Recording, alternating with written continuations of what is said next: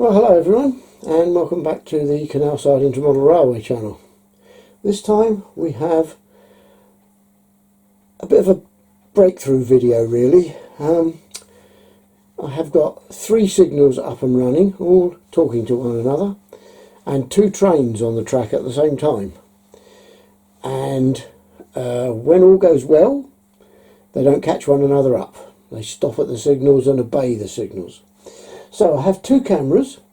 I have this one here, which is looking at the signal that you've always been looking at. And I also have this one here, which is looking at the next signal on to that train that you're looking at in the first camera. There isn't a train standing at the 3rd signal, but that is way back behind this camera. So what I'll do is I will start the trains and we will be able to see them following one another around, all being well. So I'm just going to release the forced red that I held that signal with. Right, I'm now doing nothing. I'm just going to allow the trains and the signals to speak to you, and I'll just shut up.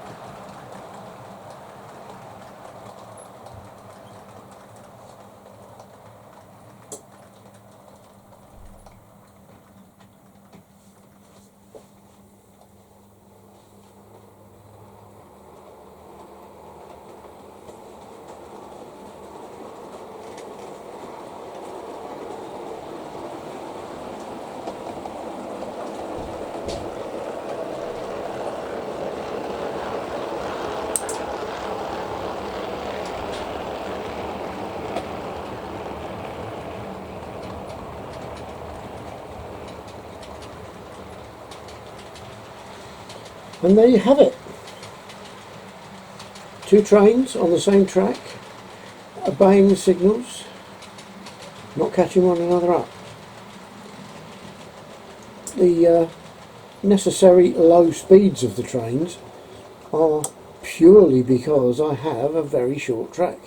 I have two trains. One is about 5 feet long, nearly 6 feet long, the one you can see on this camera. The other one is the best part of 8 feet long.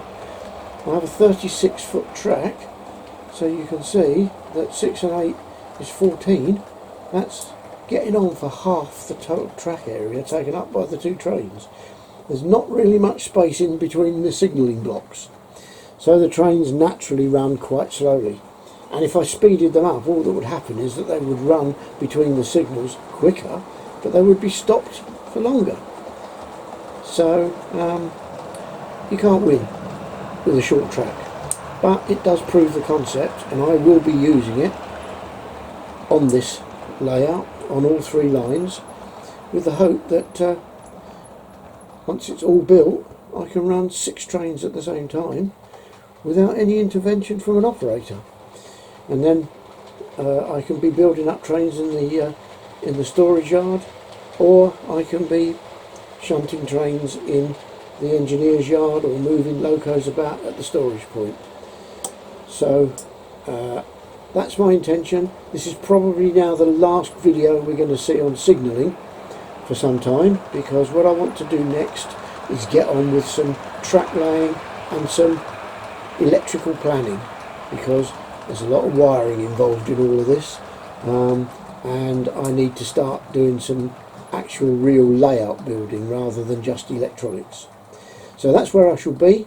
What I'll do is I will set that signal that you're looking at in this camera. I will set that signal to hold its red condition, and the trains will stop completely. The one in the other camera, the 37, will move off in a minute, and it will stop at the signal behind the one that the 47 is going to stop at. 37's going now, and 47 will stop here,